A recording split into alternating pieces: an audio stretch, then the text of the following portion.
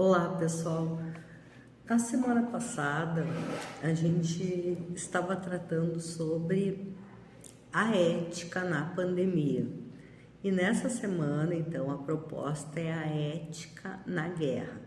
Então, vamos retomar um pouquinho a questão da ética na pandemia.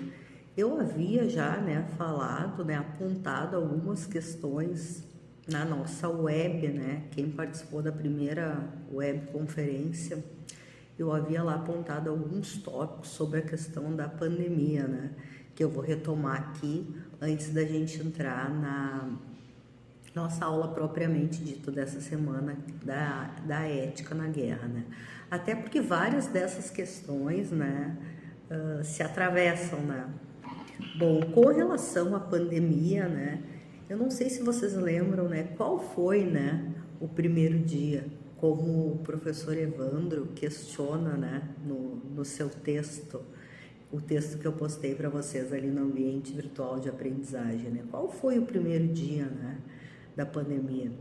Bom, o que a gente sabe? A gente sabe que lá no final de 2019 aconteceu numa cidade pequena da China, a gente sabe que aconteceu numa cidade pequena um vírus, houve um vírus e que esse vírus começou, a se proliferar e que esse vírus vem de uma peixaria,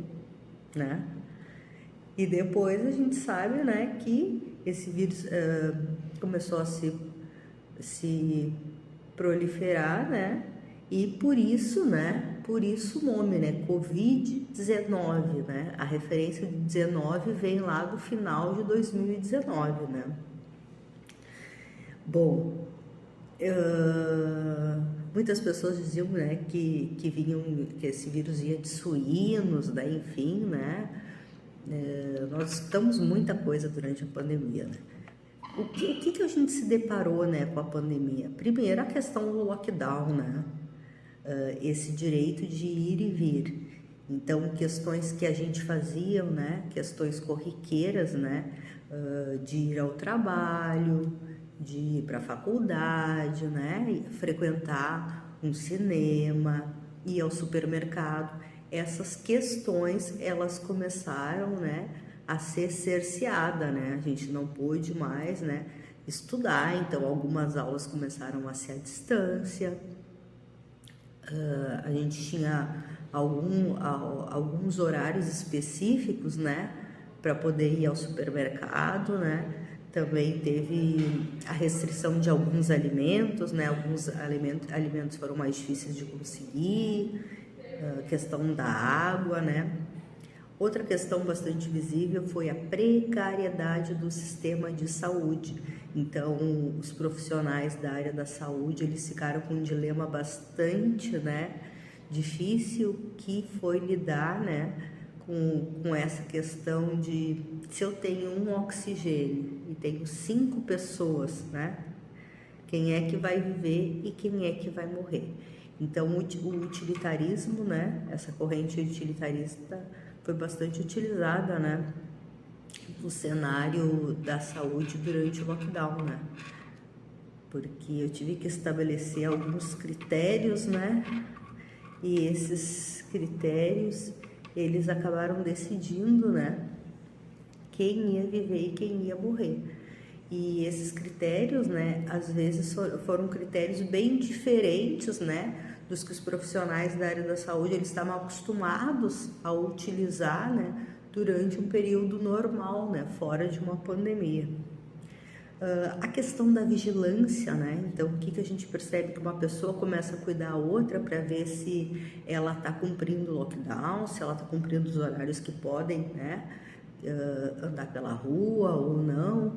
A partir disso se estipularam também multas, para as pessoas que não cumpriam o lockdown.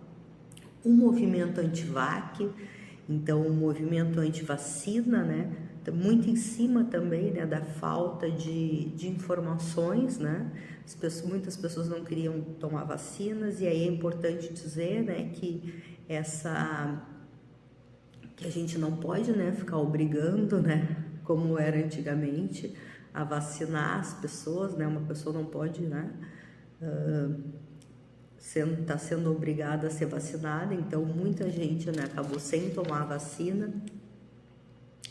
A questão econômica, então muitas áreas acabaram entrando em falência, né? Pensem vocês, né? Se nós estávamos em lockdown, então restaurantes, né?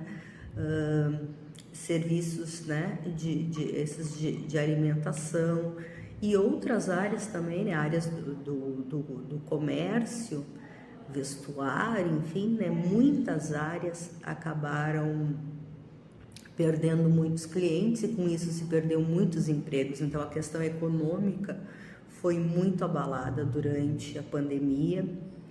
E uma questão também bastante curiosa, as pessoas acabam virando, né, estatística. Então o que a gente percebeu, né, que durante a pandemia as pessoas estavam lá assistindo a um programa de TV e de repente aparecia ali, né, 127 mortes no dia de hoje. Então, assim, 127. Esses 127 são 127 pessoas físicas, né? Então, ao invés de falar Mariazinha da Silva, Joãozinho de Oliveira, né? Essas pessoas, então tu falava 127 e tu tá aí criando todo, né, uma estatística, e por trás dessa estatística o que vem essas pessoas. Então, e essas pessoas, né, que envolve família, que envolve, né, tem toda uma demanda, todo um contexto sócio-histórico, econômico, social que vem por trás desses seres humanos, né, que tiveram a sua vida, né, liquidada por uma pandemia. E aí é importante, né, nesse contexto, pensar no conceito de biopolítica, né? Conceito de bios politicos, né? A política da vida. Então, a política que acaba decidindo quem vive e quem morre. E esse conceito de biopolítica, ele é um conceito bastante importante para pensar, sobretudo, os dispositivos de raça. E é aqui justamente que nós podemos unir, e por isso que eu deixei também, né, essa nossa videoaula para conversar sobre a pandemia e a questão da ética na guerra. Muitas guerras, elas são efetivadas em cima da questão da raça. Então, o que a gente percebe, né? Uma raça que quer se sobrepor a outra raça, né? Nós temos um exemplo histórico, né? Teríamos vários, mas agora só trazendo um, que é a questão do nazismo, que é eu penso que é um dos mais conhecidos. Então, nós temos o povo alemão, né? Que se via como um povo superior ao povo judeu, né? E ele cria uma estratégia biopolítica. Ele quer eliminar o povo judeu, porque ele acredita que eliminando o povo judeu, isso vai fortalecer o povo alemão. Então, o nazismo, ele é visto como uma estratégia biopolítica. E ao longo da história da humanidade, nós temos vários exemplos de estratégia biopolítica. E nós podemos agora pensar com relação à guerra, o que está acontecendo na Palestina. Então, eu deixo para vocês, né, o caso de uma menina que foi retirada, né, ela foi retirada da barriga da mãe. Então, imaginem vocês, né, um contexto onde a mãe e o pai, eles são mortos, né, em guerra, uma família, né, de pessoas físicas, são mortos em guerra, a mãe estava grávida, e aí o que percebem? Percebem que aquela mulher grávida que foi morta tem como tentar salvar, né, aquele bebê. Então, a mulher morta é levada para o hospital e eles retiram esse bebê e esse bebê nasce com vida. O que nós temos aí? Nós temos uma vida que nasce órfão, porque essa menina, ela já nasce sem pai e sem mãe no contexto de guerra.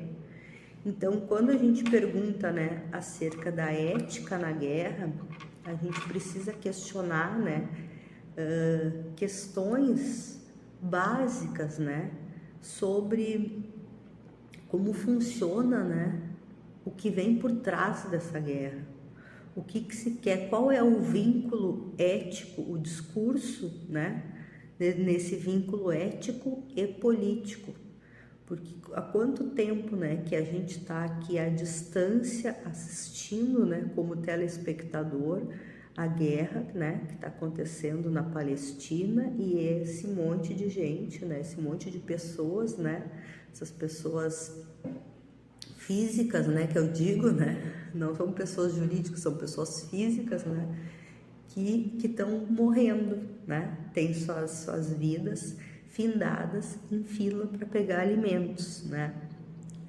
E aí agora essa criança, né, que já nasce órfão, né, nasce sem pai e sem mãe.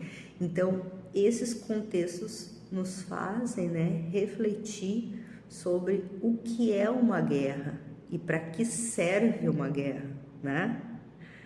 E a favor do que, né? O que ela decide, né? Quem vive e quem morre numa guerra, né? A gente pode pensar, né? Vinculando com a questão da pandemia. Então, eu convido vocês, né?